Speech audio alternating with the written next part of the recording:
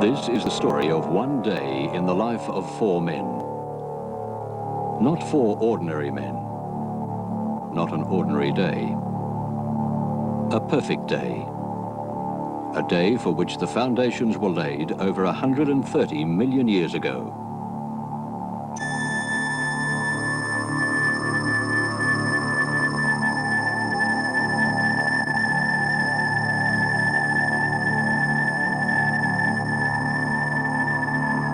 In those days, these were the rolling hills of the great southern continent, Gondwana.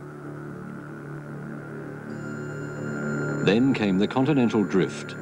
Slowly, only 2 or 3 inches a year, Gondwana began to drift apart. Its pieces would eventually form most of the land masses in the southern hemisphere, including what is now the island continent of Australia. At first, Australia was a single landmass, but somewhere between 5 and 30 million years ago, its southern land bridge was flooded, forming what would become the island state of Tasmania.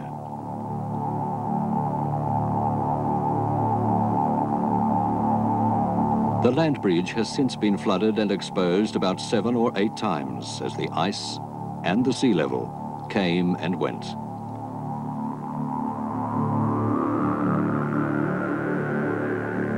The most recent series of ice ages began in Tasmania a mere million years ago. There have been 3 since then.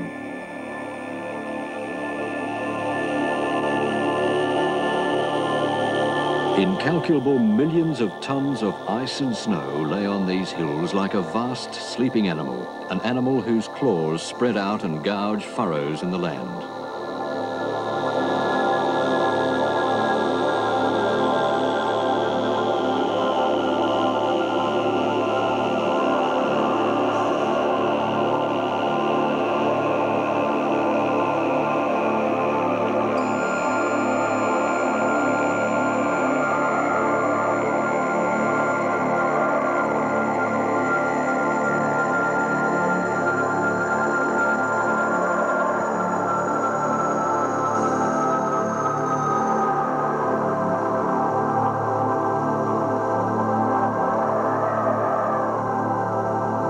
The glaciers of that first and second ice age cut deeply down into the earth to turn hills into crags, plains into valleys, slopes into cliffs.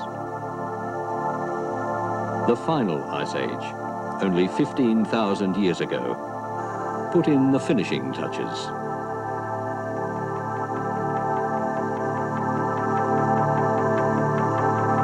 Lake St. Clair is one of the legacies of the glaciers. A huge gash, 9 miles long and 1.5 miles wide. It marks the southern end of what is now the Cradle Mountain Lake St. Clair National Park in the Central Highlands of Tasmania.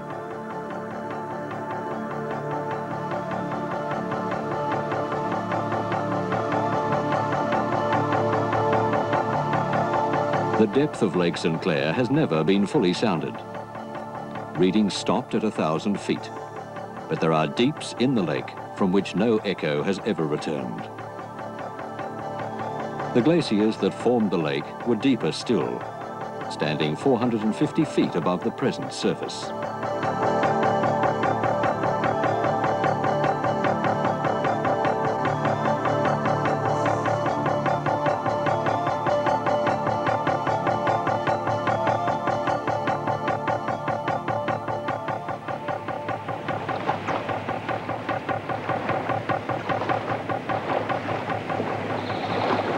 Around this lake and throughout the park are peaks, plains and rivers whose names are drawn from classical mythology. From Mount Olympus, home of the gods, the peaks and valleys stretch northwards, receding into the distance just as their names go back into the far distance of time.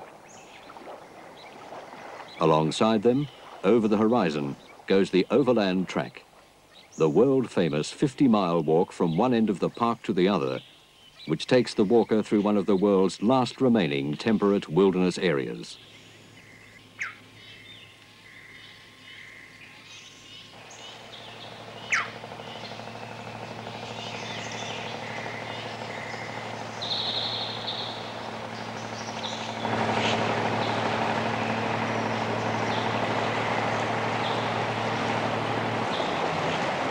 The passengers on the Lady Clair are the men who will enjoy this perfect day tomorrow.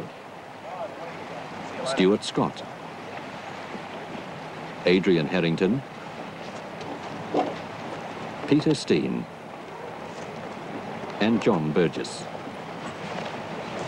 Oh, that's nicer, isn't it? Out of the breeze, it's really warm. I've got a few too many clothes on. Here we go. Yep. See you later. Thanks a lot. Onward, Christian soldiers. As they begin to walk into the national park proper, they are walking in the footsteps of thousands of others along the overland track. Did you get a look of Wall Mountain as we went through? I found my other photos here. It's really hard to do justice to them.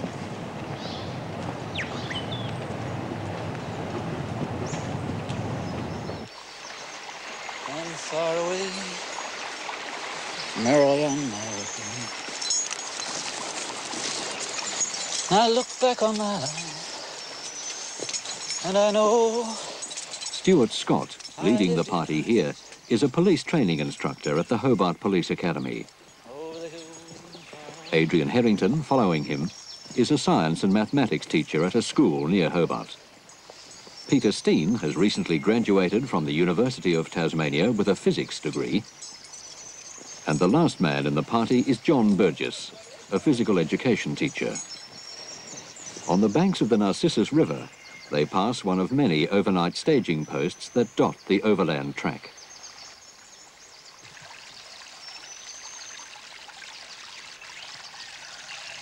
The Narcissus River is named after the mythical youth who fell in love with his own reflection in the water and pined away and died rather than leave it.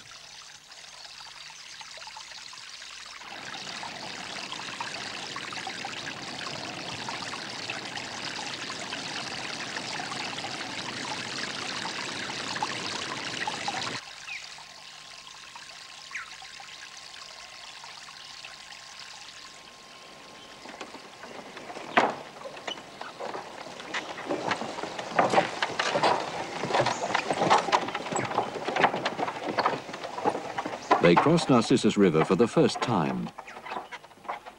Bridges like these are part of the compromise that Tasmania's Department of Lands, Parks and Wildlife has reached with the wilderness. For paradoxically, the impact of man on this fragile environment can only be kept low by easing the passage of the thousands of feet that tramp through it every year. Thousands of human feet, that is.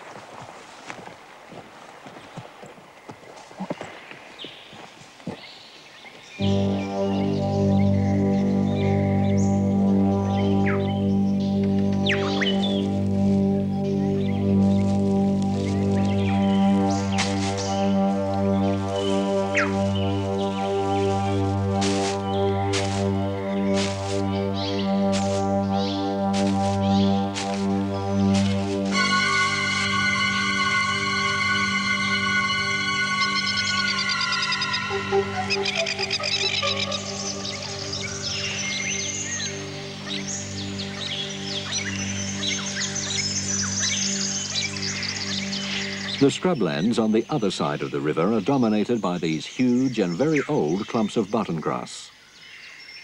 But they share their home with other plants too, like the coral lichen and the eucalyptus, bottlebrush, and melaleuca that cling to the stony rises where the drainage is better.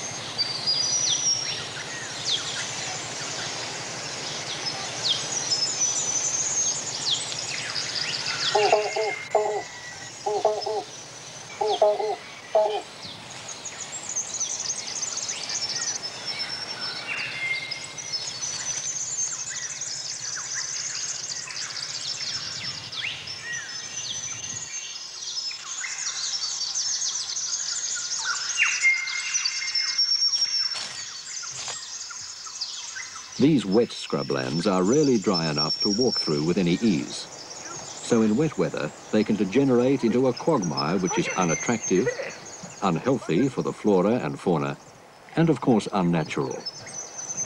So here also, there has been a compromise.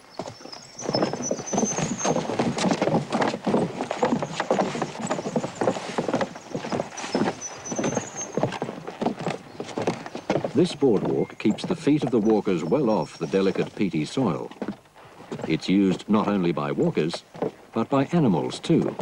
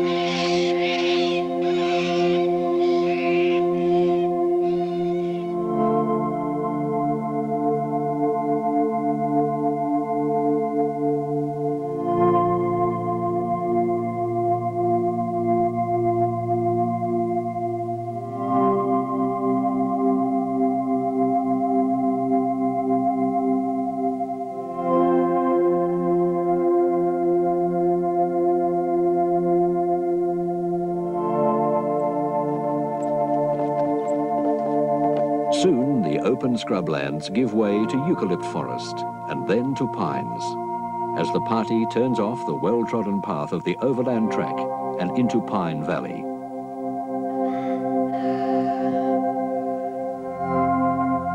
One of man's most profound contributions to this area is the bringing of fire.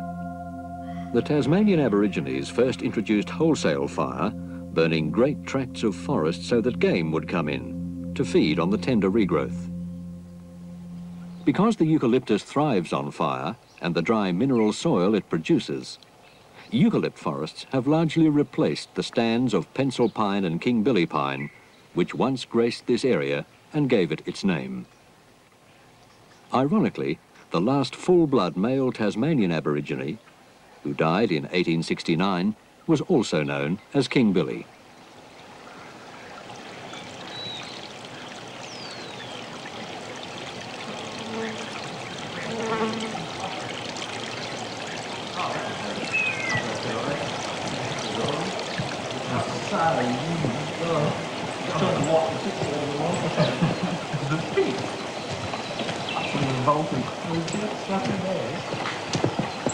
Bumpy road. No.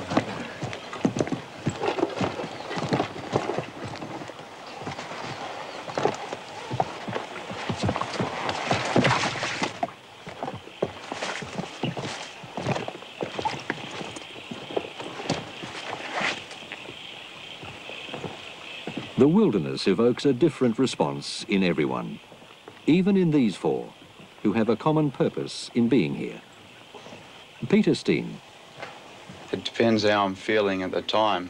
If I'm really tired or not feeling very well or anything like that, then I really don't think anything. I just sort of lock my mind off and keep plodding away, stick one foot in front of the other. Because of my disability, I expend a lot more energy to do the same amount of work as everybody else, so that I really have to work hard to keep up with the other people. So if I have to stay very fit, and if I happen to be unfit at the time, then I don't enjoy it as much as if I am fit.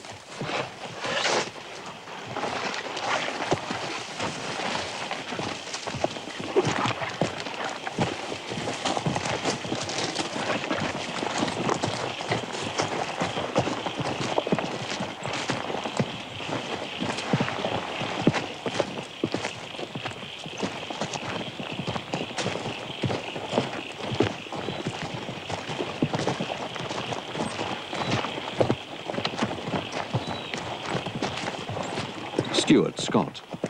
The Pine Valley area is an exceptionally beautiful part of Tasmania. It's in pretty good condition compared with a lot of areas in Tasmania. To me, it has a lot of flavour to it. It's true wilderness, and it's one of the areas which is easiest to appreciate. And it doesn't matter what time of year, and even in the pouring rain, that particular area is quite special. It's special to me also because I've been up there a number of times now for a number of years, and it's got a lot of fond memories for me.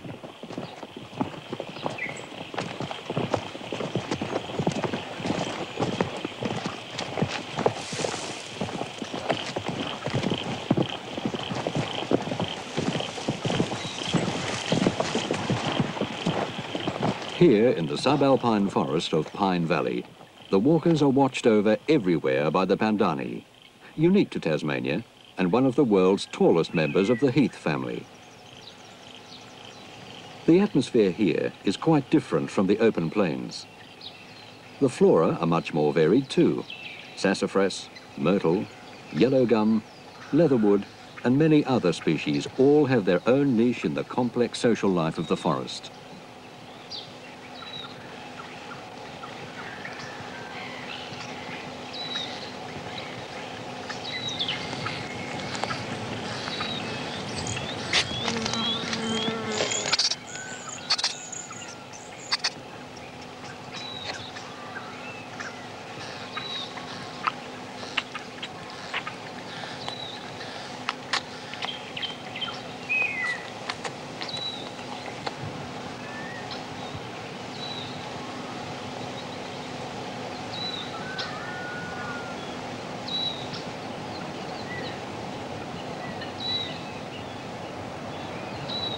Pine Valley is another of the grooves carved out by the monstrous glaciers of the Ice Ages. Its east side is bounded by the Acropolis, whose lofty, delicate pinnacles show that they at least were above the glacier. And at the head of the valley is perhaps the most obvious glacial feature in the area. This is Mt Geryon, named after the three-headed monster of Erythia, from whom Hercules stole a herd of oxen as one of his 12 labours.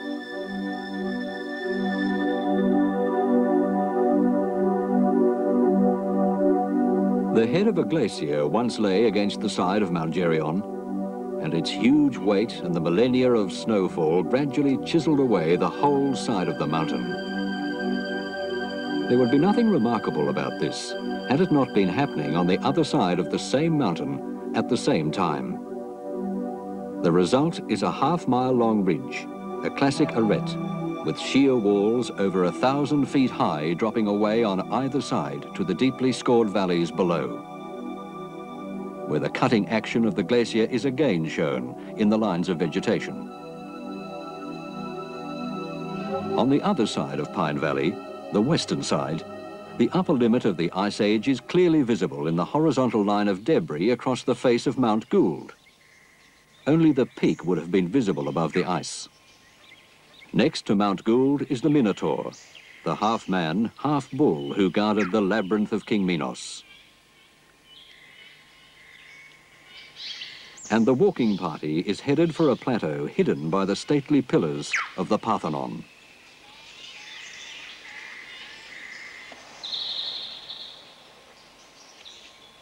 On the plateau is a maze of glacial lakes, still twinkling with light, although the sun has already set down in Pine Valley.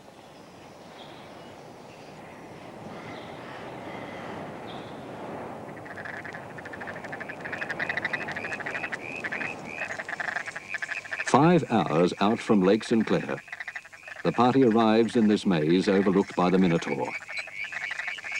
What else could it be called but the labyrinth?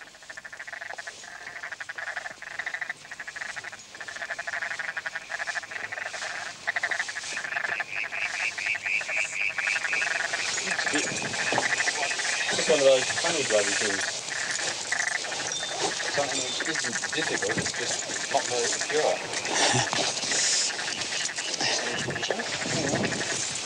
I wasn't far off, was I? So that's right on top of that screen. The labyrinth is one of the best-loved places in the Tasmanian bush. And it's easy to see why. Quite apart from the hundreds of jewel-like lakes with which it's dotted, the vegetation here is virtually unique.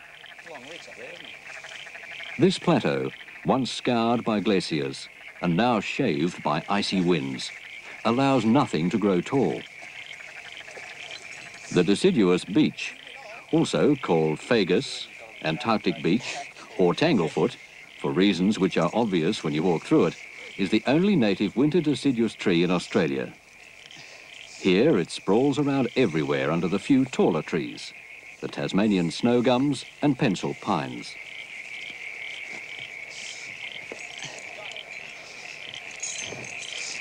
Some of these pencil pines are very old, well over 1,000 years, but they are infants compared to the mountains around them.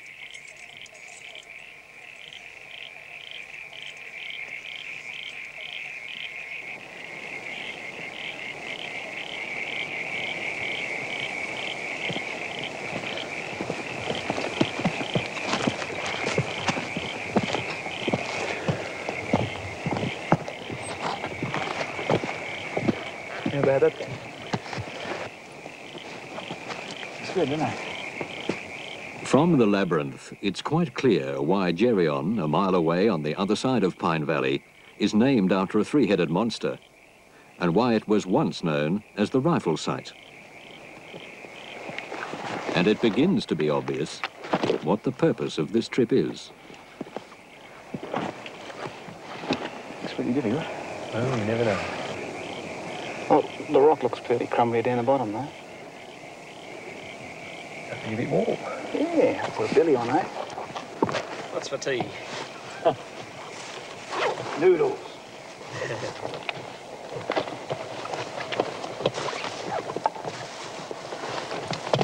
cup of tea to start.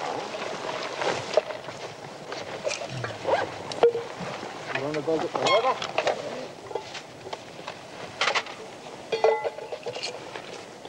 Water. What is? Here's another bottle. Here we go. We'll start a walk, haven't we? It's a real dodgy.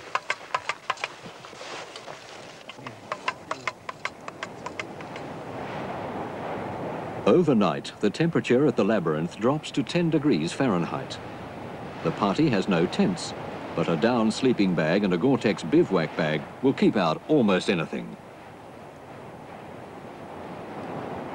The trouble with mountains, however, is that they tend to make their own weather. And next morning, Mt Geryon has laid on a little change. A savage, chilling wind.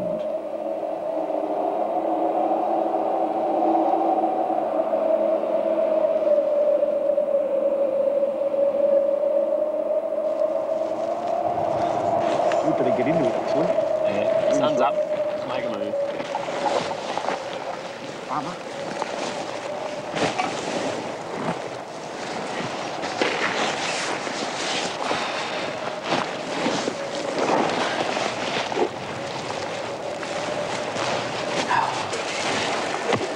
Not exactly tropical, is it? Bloody hell. That's warmer up there. There's some sleeping bags, Pablo. Not inside the bag. Yep, all good.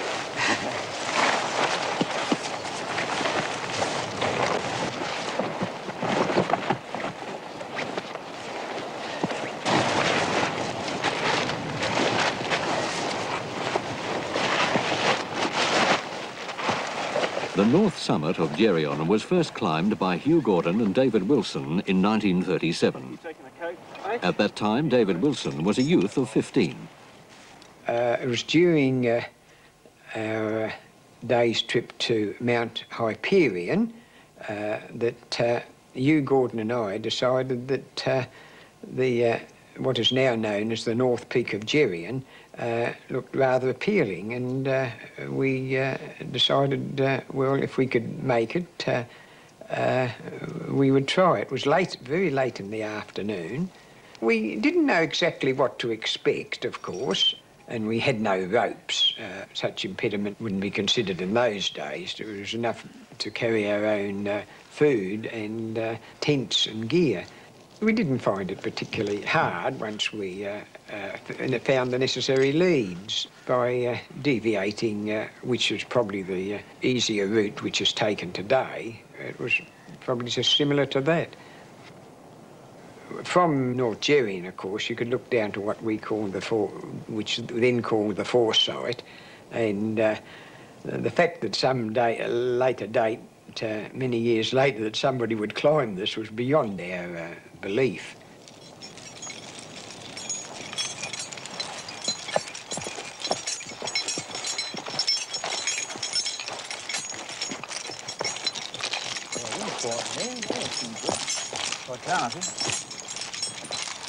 The long walk through the fagas at the head of the valley has changed little in the intervening 50 years. The 2.5 hours it takes just to reach the base of the North Summit give the climber plenty of time to think about the scale of Mt Geryon and its surroundings. Couldn't be better, really. Ain't decent rocks over there on the Acropolis. Yeah, that's where all wave heroes are. The pillars, they're actually very small. Yeah, surprisingly small when you get to them. Are they? Yeah, that's right. They're sort of a pitch. You wrap down to that ledge there. Got to drop down here, get across to the next bit. Track's down there to the right, look. Yeah, what a place.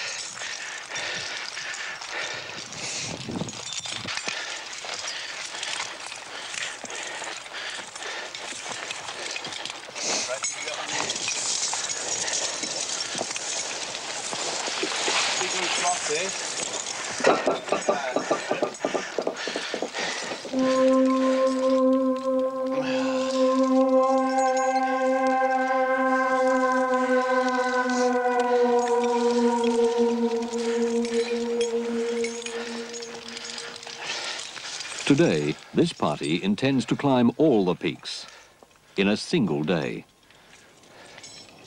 They will start their climb from where David Wilson and Hugh Gordon finished theirs, the North Peak on the left of the picture. They must first abseil into the gap between the North Peak and the Foresight. Then they will climb the Foresight and abseil from that into the notch that takes them to the final wall and the South Peak.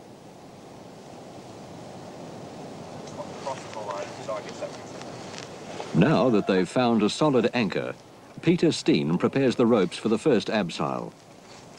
It looks exhilarating to the layman, but it's far from popular with climbers.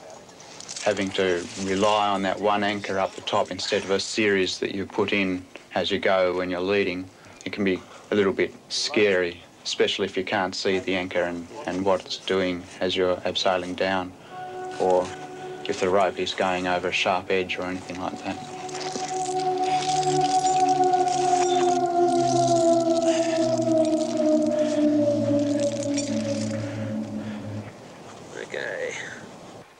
I don't think any climbers like abseiling. It's always fairly scary if you're just relying on one anchor up above, which could fail.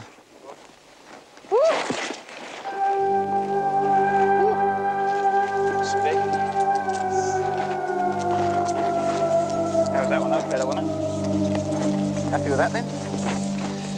Main theory is just finding a really suitable anchor to abseil off. Anytime you're abseiling, all climbers hate abseiling simply because you're trusting one anchor. So really you have to be very careful and find a good anchor. Yeah. It's a good drop down there, isn't it? I didn't bother looking down. Great, pulls through all right, does it? I reckon it should. It's one abseil, just a long one, and it's overhanging to buggery.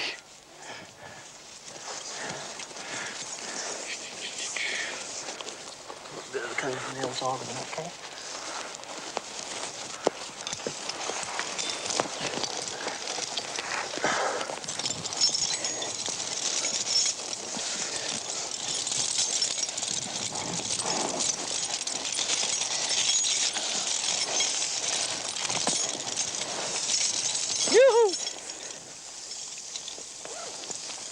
Very soon after Stuart goes over the edge, he's dangling in empty space because the wall is overhanging. This means he has even less control than an abseiler usually has. From the moment you take off from the North Peak, the first abseil, that's where the commitment starts. It's 2 abseils to get down. The first one is pretty airy. I personally don't like abseiling. You're committing yourself to mechanical means of which you've got very little control, and I don't like that. When you're climbing, at least, you know, it's up to you if you either fall off or not, hopefully. So the abseil to me is, it's committing.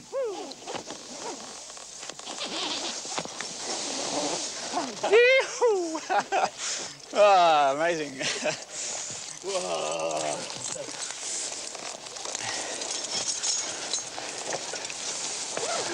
Neat. Yeah. I was worried about whether I don't go off the end of my rope.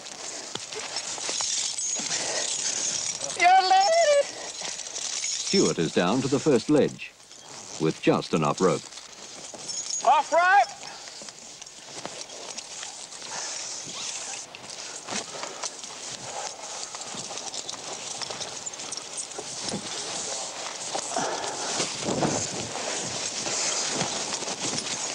The climber's own camera shows how the abseil looks to the next man, Adrian Harrington.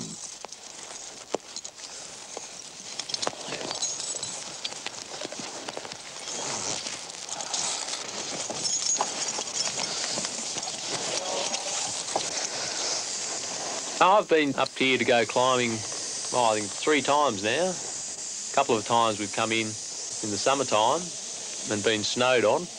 One time we came in the wintertime and there was sunshine, so everything melted and it was wet. We managed, I think, one time to climb up to the foresight. That's about as far as I've been on the mountain itself. So it's really great to get here in good weather. Hang on.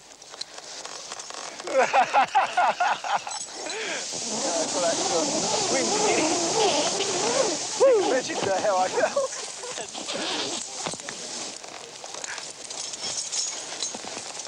That's a beautiful abseil.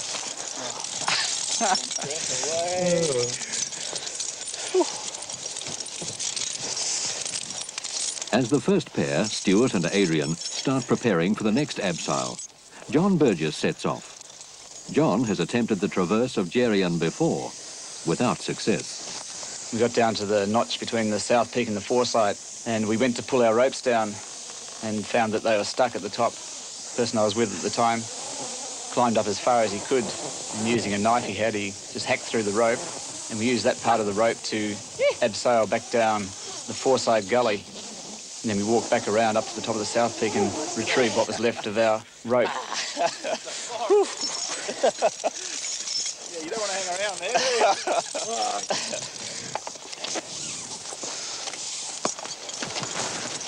Hey, Pete, I wouldn't put the knot over the edge, mate. You won't have enough rope to get down. Last man down is Peter Steen. There is potential for serious situations in the fact that you're abseiling. You must be very careful about choosing your anchors for the abseils.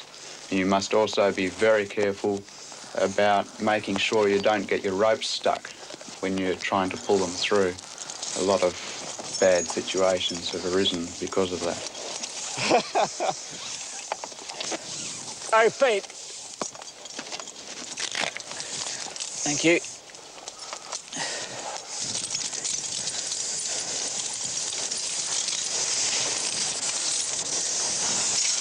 Ooh.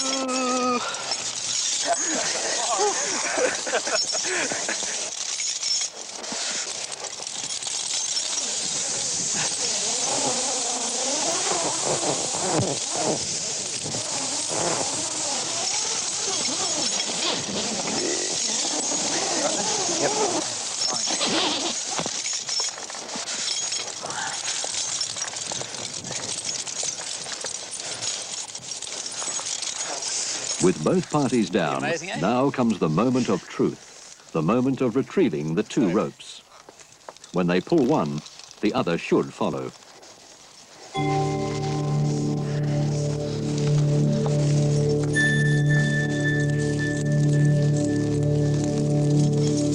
The ropes are stuck, so we've got a number of problems. We've got 4 ropes between the 4 of us. It is possible for us to do the whole traverse without the other 2 ropes. It's just going to be very slow.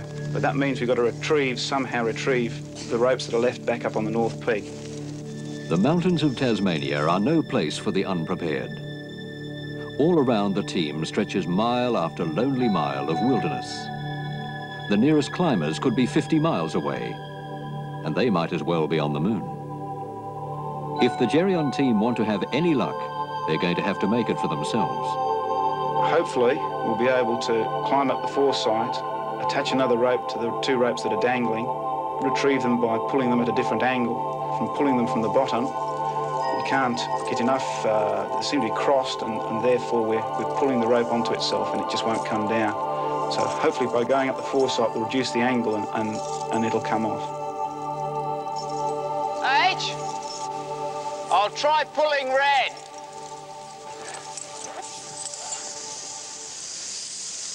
That's it.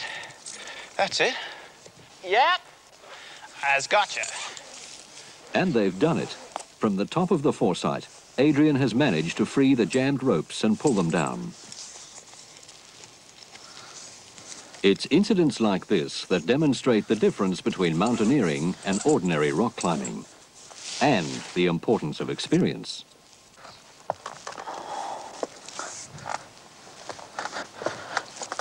Mountaineering is a sport where a single error of judgment can have catastrophic results. And yet it's a very popular sport. Why? John Burgess. The things I like about mountain climbing are it's outdoors, you're out with nature. It's a challenge, you've got to overcome your own fears and overcome all the challenges that you might face along the way.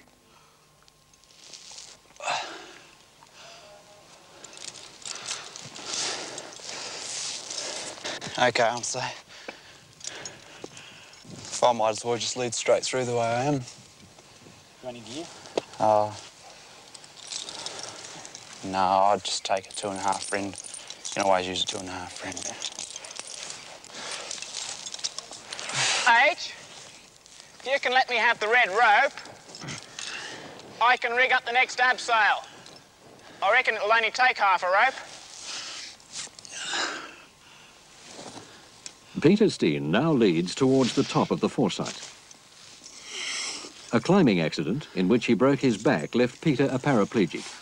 But as he says, rather than the boredom of staying at home, he chose the frustration and depression of learning to climb all over again. I climb because I like it. It seems to me a funny question that people ask. They don't ask footballers why they chase a lump of pigskin around a patch of grass, or cricketers why they like to hang around a patch of grass waiting for a cannonball to come their way. When you really try and analyse anything like that, it's very difficult.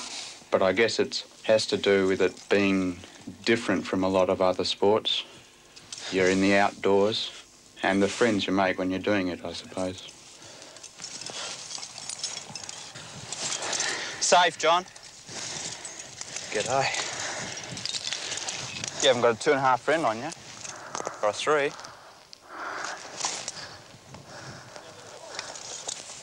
Off below. Climbing. Climbing as a sport is unique in the degree of trust it requires in your partner. As a result, climbers tend to form strong and lasting friendships. I've known Peter's family and Peter himself for many years. I certainly respect his ability as a rock climber. He's far more experienced on rock than I am, and I feel quite lucky to be climbing with him. Just gives a little bit of slack and I'll flick the rope around.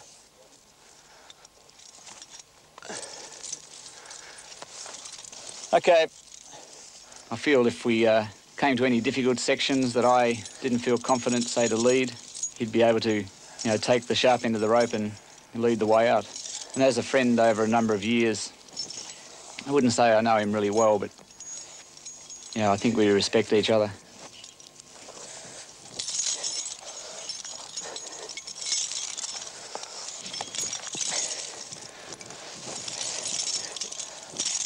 You're about to leave the top, are you, Adrian?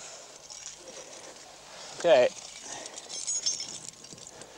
The next abseil from the top of the foresight will take Stuart and Adrian to the base of the South Peak, and the main difficulties of the climb.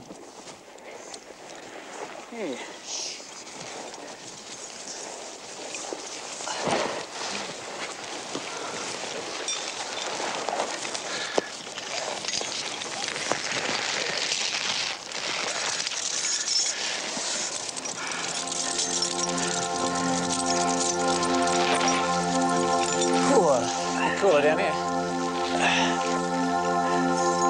What a place.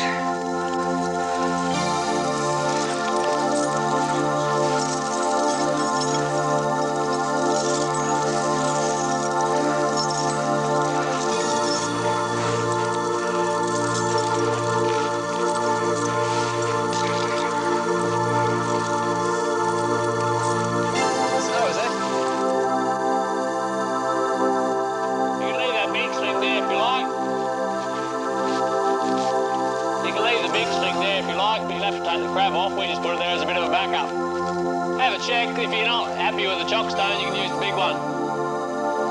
Whatever you reckon.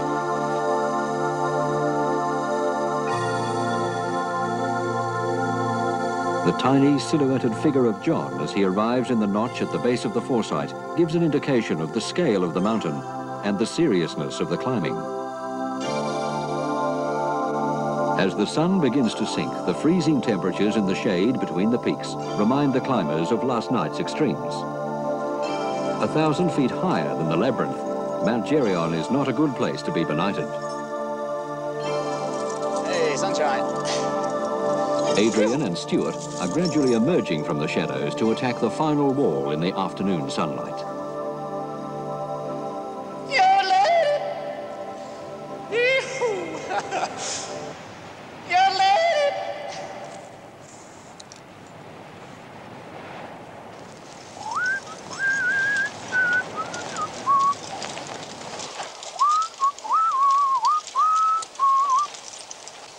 Oh, getting along quite nicely. Yeah. You right there? Oh dear, up we go.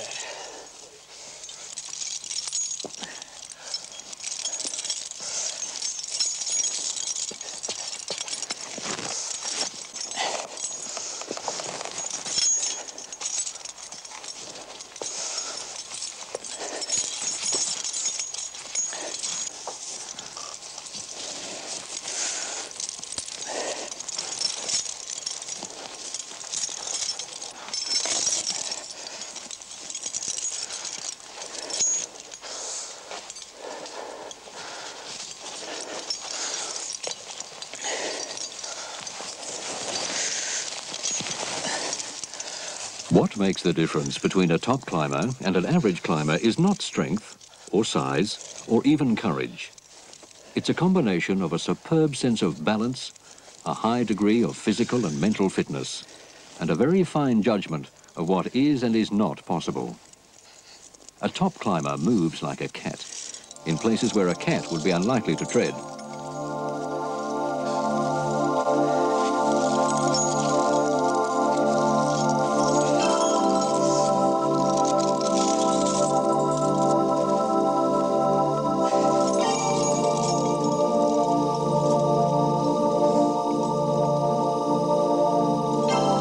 Here, Adrian is leading the first team, while far below him, Peter Steen is in the lead.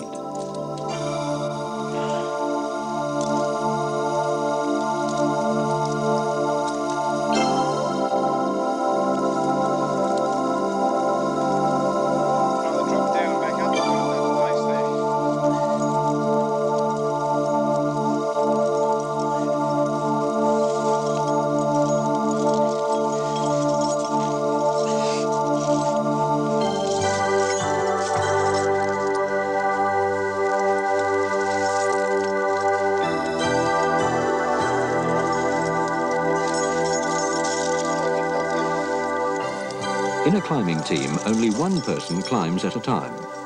The other is always tied to the mountain and handling the ropes, belaying. Here, Peter Steen, leading the second team, is being belayed from below by John Burgess. While Stuart Scott, following Adrian's lead higher up the face, has the benefit of a rope from above.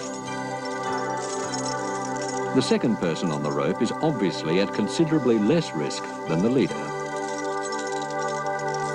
But even the leader can protect himself. As he climbs, the lead climber places protection equipment jammed in cracks in the rock, to which he clips the rope. These then act as running belays. If he falls, his second will hold him on the rope, which is highly elastic with a 3-ton braking strain, and he should only fall as far below the running belay as he was above it. When he finishes a section, which is called a pitch, the leader will then secure himself and bring up the second, who removes the protection, and who may well lead the following pitch if he's able.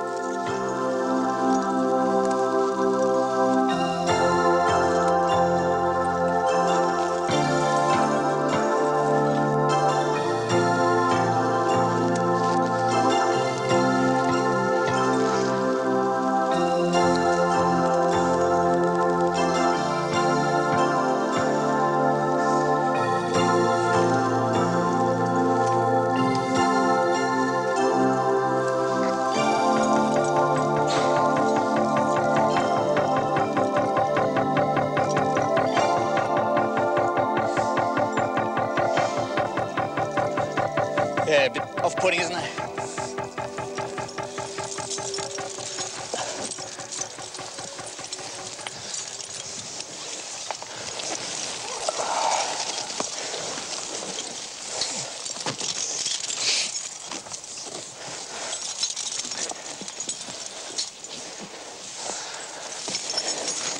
That's the one. Up, up, up. Got him. It gets sharper and better. Keep going left a bit better and better. That's it. Well done.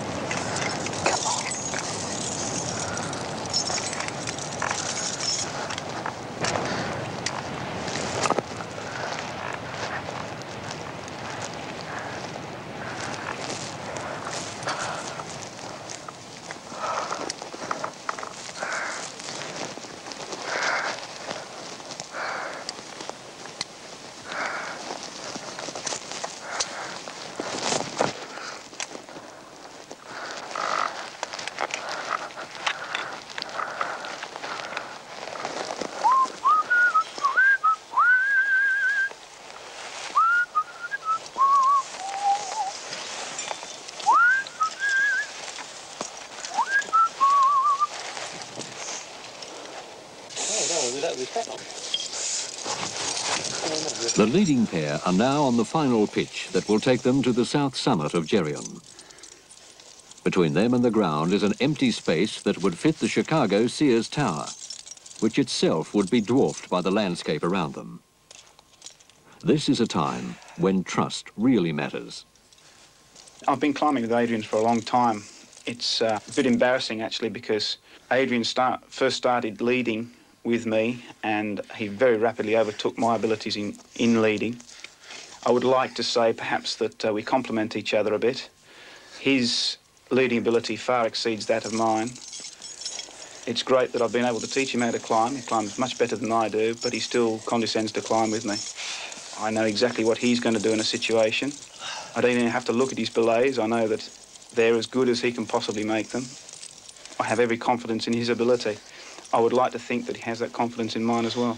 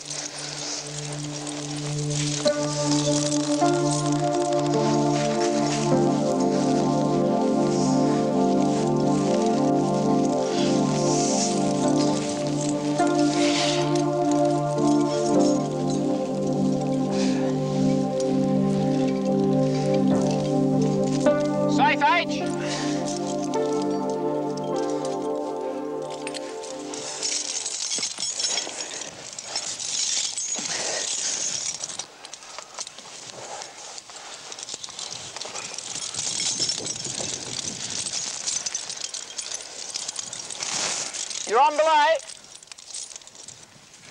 Although the last pitch of the wall lies back at a slightly easier angle, this is no time to relax.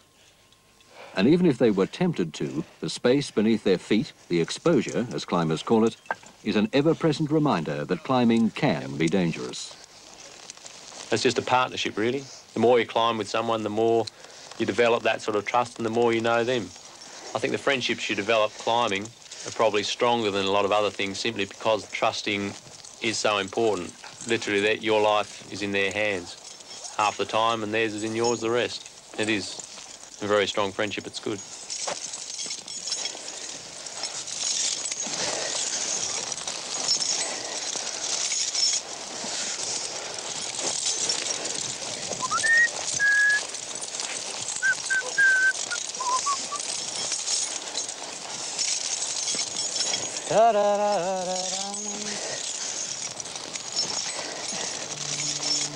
What a great place. Look at the labyrinth. You think of the labyrinth as being flatter than that, but it's not that flat at all.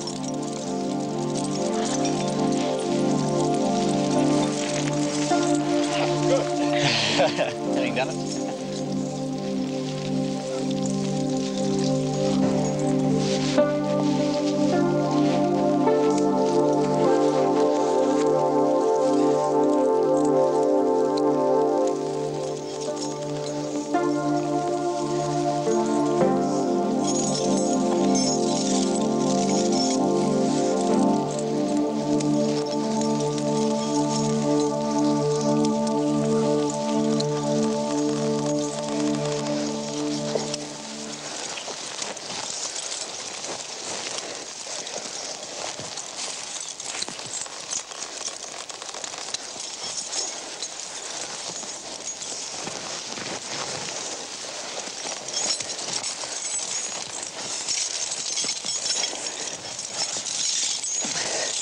Behind them, John and Peter are still climbing as a separate team. The climbing here is not especially difficult for climbers of their ability, but the isolation of the mountain makes it a more serious undertaking. Yes, the isolation has a lot to do with it. Being a long way from any help or contact with other people means you've got to rely a lot on yourself and you have to have confidence in your own decisions. Making a series of wrong decisions can be a very serious thing to do. You can get into a lot of trouble doing that.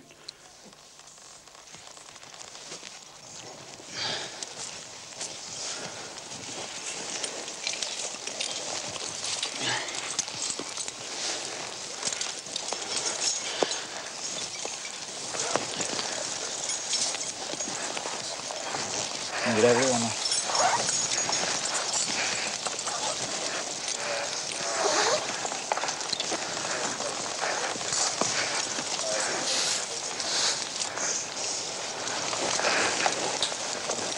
Impressive surrounding. Yeah, can't get the scale of the place with the exposure. It's beautiful in the sun. Really warm.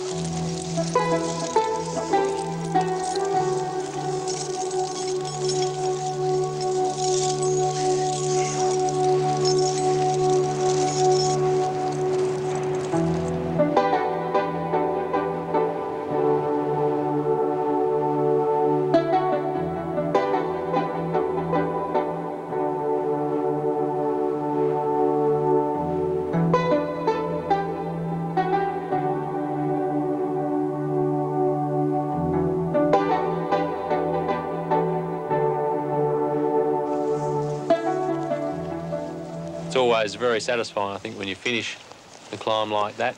You've come and done what you wanted to do, then it's back to the more mundane, get off the mountain and get back home. I have mixed feelings when you get to the end of a climb. Sometimes you think, I'd like it to have gone on for longer. Sometimes you think, thank God it's over. This is a particularly beautiful place to be. Not many people get to the South Peak because it's not just an ordinary bushwalker's route to the top of the South Peak. It's remarkably flat at the top of the South Peak, which, considering the terrain you've just crossed, is surprising. But just a superb position with the east face, very steep on the one side and Pine Valley on the other side. It's just a great place to be. There wasn't a cloud in the sky. We could look around at all the mountains that we knew so well. And really, just reaching the top of the South Peak topped off a magnificent day.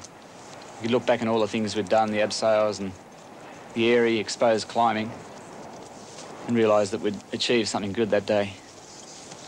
Having tried before to climb or do the traverse of Geryon, it was a really satisfying feeling to reach the top with 3 other really good friends on such a perfect day.